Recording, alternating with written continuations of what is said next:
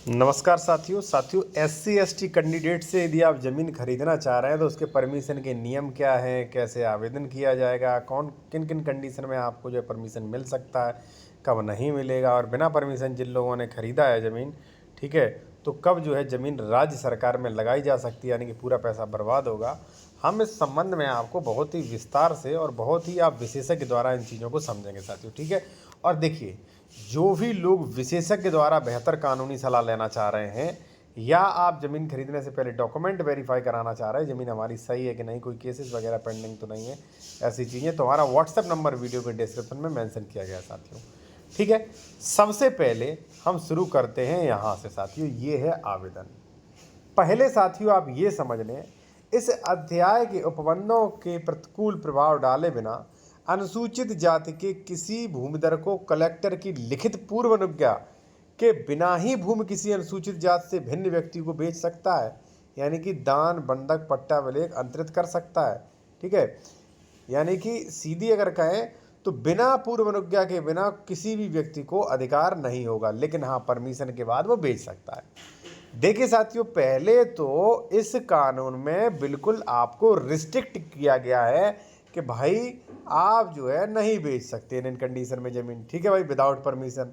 आप कहेंगे सर हमारे फलाने व्यक्ति ने खरीद लिया, फलाने व्यक्ति ने खरीद ली है, तो राज्य सरकार की भी तैयारी कर लो। वो ज़मीन जब भी 104 105 की कार्रवाई हुई साथियों, वो इसी तरीके से जैसे ये ज़मीन गई है राज्य सरकार में वैसे चली जाएगी, ठीक है।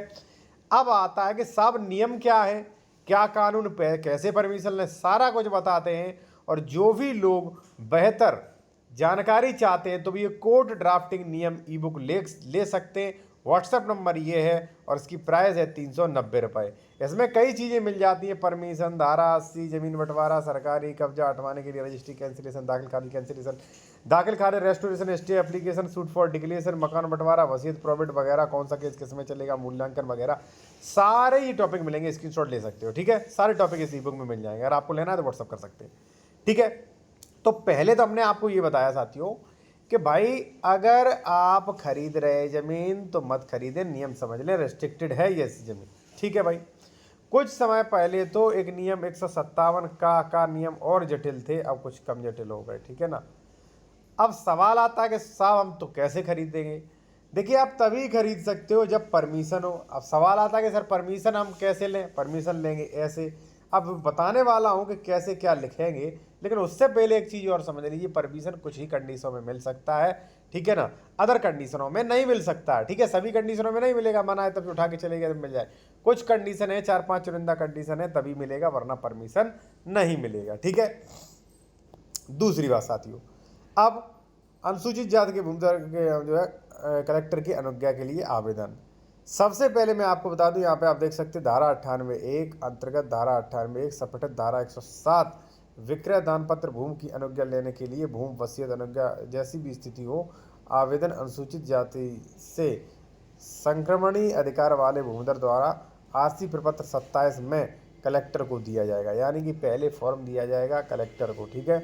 और परमिशन लेने के लिए धारा 98 में दी गई शर्तों का पालन होना जरूरी है। धारा 98 अच्छे से देखें, ठीक है। अब क्या है आरसी प्रपत्र 27 देखिए, ठीक है, ये क्या कह रहा है। अनुसूचित जाति से संबंधित संक्रमणीय अधिकार वाले भूमि को अनुसूचित विभिन्न विक्रय दान वसीयत अंतर अनुज्ञा के लिए आवेदन सेवा में श्रीमान कलेक्टर, ठीक है, जनपद जो भी आपका जनपद हो। अभी समझना, मैं आगे प्रक्रिया बताऊंगा, कहाँ फाइल जाएगी कहाँ नहीं जाएगी सब कुछ, ठीक है। महोदय, मैं फलाना फलाना पुत्र निवासी तहसील जिला निम्नलिखित कथन करता हूँ। पहला कि मैं संक्रमणीय भूमिधर हूँ। दूसरा कि ये जमीन खरीदने के बाद 12.5 एकड़ से अधिक नहीं होगी।